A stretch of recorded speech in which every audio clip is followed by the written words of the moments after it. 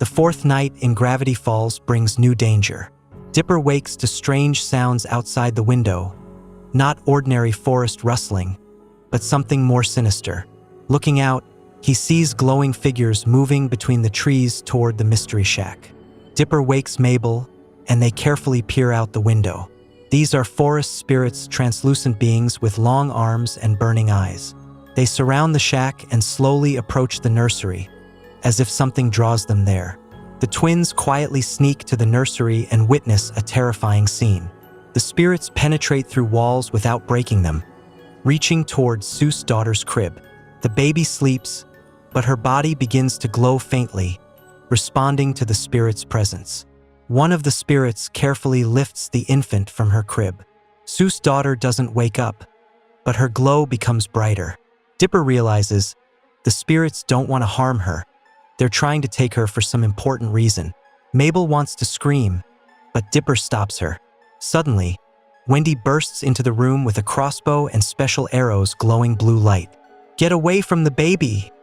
she shouts and begins shooting at the spirits. Wendy's arrows wound the spirits, forcing them to retreat, but there are too many of them. The spirits surround Wendy, trying to neutralize her without causing serious harm. One of them still holds Soos' daughter, who continues to sleep peacefully.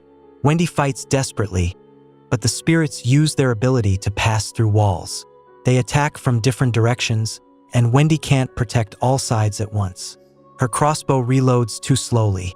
At the critical moment, the spirits grab not only Soos' daughter, but also Mabel herself, who is trying to help Wendy. The spirits lift both into the air and begin carrying them through the window into the deep forest. Wendy tries to chase them, but the spirits are too fast.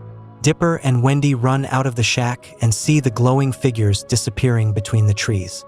Wendy shoots her last arrows, but the spirits are already too far away. "They're heading to the old oak," she says. "But we need more weapons." Dipper and Wendy wake Soos and tell him about the kidnapping. Soos panics, but Wendy explains that forest spirits aren't killers. They want something from the baby, and Mabel just happened to be nearby. "We need to find information about them," Dipper says. They descend into the mystery shack's basement, where Ford kept his most secret research. Among dusty boxes and strange artifacts, Dipper finds an old cassette recorder with Ford's voice recordings. On the first cassette, Ford talks about forest guardians, ancient spirits that protect nature from dark forces.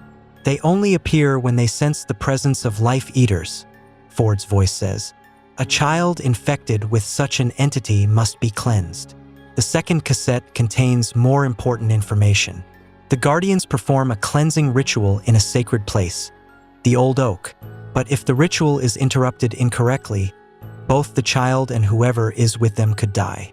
The only way to safely stop the ritual is to use the crystal of life. The third cassette reveals the artifact's location. The crystal of life is hidden in a cave beneath Multnomah Falls. It can neutralize both the Life Eater's dark energy and the Guardian's protective magic. But reaching it is extremely dangerous. The cave is full of traps. Soos is ready to immediately go for the crystal, but Wendy stops him. "You're needed here in case they return," she says. "Dipper and I can handle this." Dipper takes journal number 4 and Wendy's special equipment. Ford warns about the cave's dangers on the fourth cassette. The crystal is guarded by stone sentries that activate from the presence of living beings.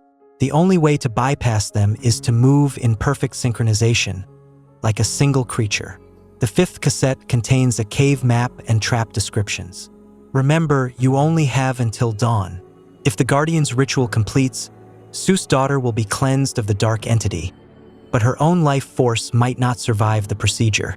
Dipper and Wendy head to the waterfall while Soos stays at the shack, studying Ford's remaining recordings. The forest grows quieter, even ordinary night sounds disappear. Time passes, and somewhere deep in the forest, Mabel and Soos' daughter await rescue. Wendy checks her equipment, special arrows, ropes, and lanterns. "If Ford is right, we only have a few hours," she says. "The Guardians aren't evil, but they don't understand that the baby can survive without their ritual." Dipper writes in his journal, "Fourth night. Forest spirits kidnapped Soos' daughter and Mabel for a cleansing ritual, heading for the crystal of life. Hope we can save them both before dawn.